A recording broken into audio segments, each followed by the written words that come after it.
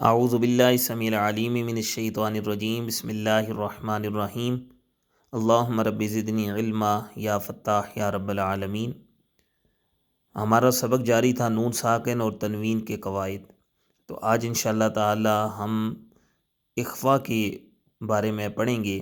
جس طرح ہم نے کل پڑھا تھا کہ نون ساکن اور تنوین کے 4 قاعدے ہیں: اظہار، اخفا، ادغام، اقلاب۔ تو کل ہم نے جو پڑھا تھا وہ پڑھا تھا ہم نے اظہار۔ تو آج انشاءاللہ ہم پڑھیں گے اخفا۔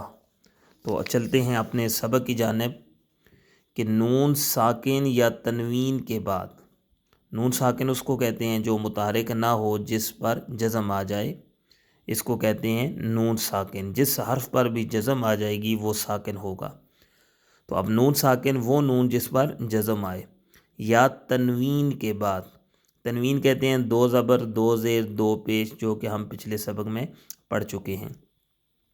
نون ساکن یا تنوین کے بعد حروف اخفا میں سے کوئی حرف آ جائے، وہاں اخفا ہوگا۔ اب حروف اخفا کتنے ہیں جی؟ 15۔ کون کون سے ہیں؟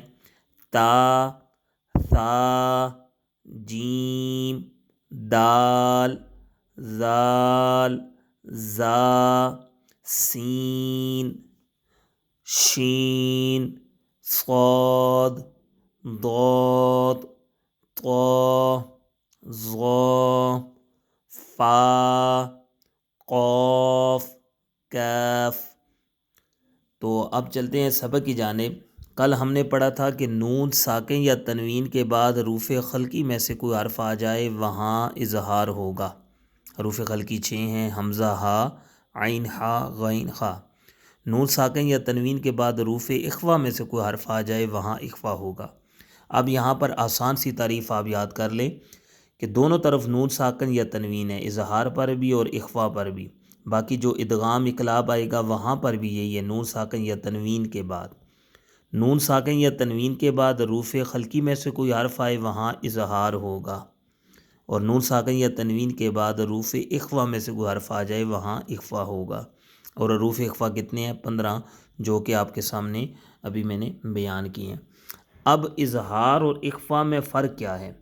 فرق یہ ہے کہ اظہار میں غنہ نہیں کریں گے، جیسے من ہادن، من ہادن، اب یہاں پر غنہ نہیں ہو رہا۔ لیکن جب اخفا پڑھیں گے نون ساکن یا تنوین کے بعد، ان حروف میں سے کوئی حرف آئے گا تو وہاں پر غنہ کریں گے۔ اب کیسے؟ جیسے ہے جی میم زیر نون، من، دال پیش واو، دو۔ اب واو مدہ یہاں ہو رہا ہے کہ واو ساکن سے پہلے والے حرف پر پیش آ گئی ہے۔ من دو، نون زیر نی، من دونی، کاف پیش میم، کم، من دونی کم۔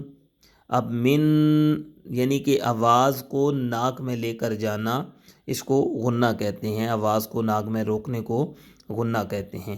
اسی طرح میم زیر نون، من، صاد زبر صاد زبر لام صل، من صل، صاد زبر الف صا، من صل صا، لام 2 زیر لن، من صل صالن۔ اب یہاں پر بھی نون ساکن کے بعد صاد ہے، اور صاد کون سے حروف میں سے ہے؟ حروف اخفا میں سے ہے۔ تو یہاں پر بھی کیا ہوگا؟ اخفا ہوگا، یعنی کہ غنہ کر کے ہم پڑھیں گے۔ اسی طرح ایک اور لفظ پڑھتے ہیں، میم زیر نون، من، قاف زبر با قب، من قب۔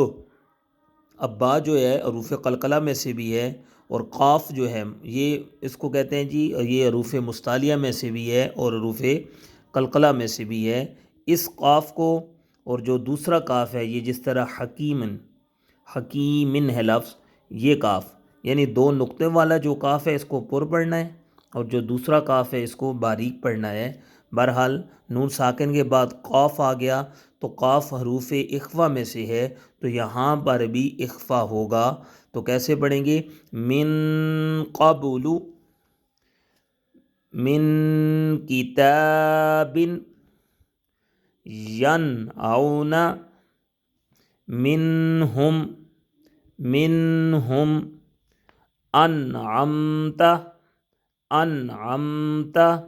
اب یہاں پر نون ساکن سے پہلے نون ساکن کے بعد آئین آ گیا ہے، اور یہ آئین جو ہے یہ حروف خلقی میں سے ہے، تو یہاں پر غنہ نہیں ہوگا۔ اس کو کیسے پڑھیں گے؟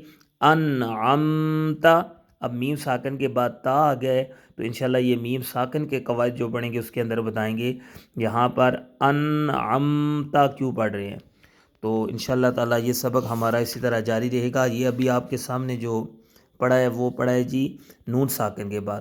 اب چلتے ہیں کچھ الفاظ جو ہیں وہ لیتے ہیں تنوین کے بعد، جیسے کہ کوئی بھی یہاں سے ہم کوئی لفظ لے لیتے ہیں۔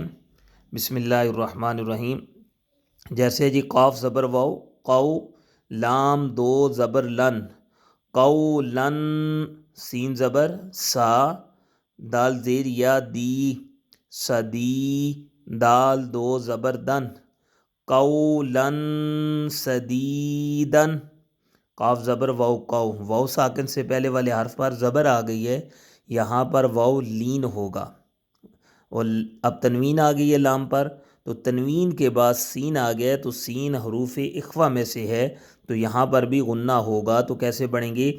قولن سدی، دال زیریا دی، یا ساکن سے پہلے زیر آ گئی ہے، تو یہاں پر یا مدہ ہوگا، قولن سدیدن۔ تو جب وقف کریں گے تو کیا پڑھیں گے؟ قولن سدیدا۔ یہ تھا ہمارا سبق المختصر۔ اب خلاصہ کی جانب چلتے ہیں کہ نون ساکن اور تنوین کے 4 قاعدے ہیں۔ نون ساکن اور تنوین کے 4 قاعدے ہیں: اظہار، اخفا، ادغام، اقلاب۔ ٹھیک ہے جی، پہلا ہم نے قاعدہ کل پڑھا تھا اظہار۔ نون ساکن یا تنوین کے بعد حروف خلقی میں سے کوئی حرف آ جائے وہاں اظہار ہوگا۔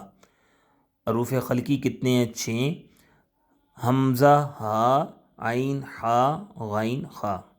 نون ساکن یا تنوین کے بعد حروف اخفا میں سے کوئی حرف آ جائے وہاں اخفا ہوگا، یعنی غنہ کر کے پڑھیں گے۔ حروف اخفا کتنے ہیں؟ 15 ہیں، جو کہ ہم نے قاعدے پر پہلے ساتھ جب سبق کا آغاز کیا تھا جی بالکل آپ کے یہ سامنے ہیں 15 حروف، ان کو حروف اخفا کہتے ہیں۔ المختصر کے اظہار پر غنہ نہیں ہوگا، اخفا پر غنہ ہوگا۔ تو اسی ترتیب کے ساتھ ہمارا آگے سبق جاری رہے گا۔ پھر انشاءاللہ ہم پہلے ادغام اور اقلاب پڑھیں گے، اور اس کے بعد مشدد جو حروف ہیں تشدید والے وہ بھی پڑھیں گے، پھر میم ساکن کے قواعد بھی پڑھیں گے، اور مدات کے بارے میں بھی پڑھیں گے۔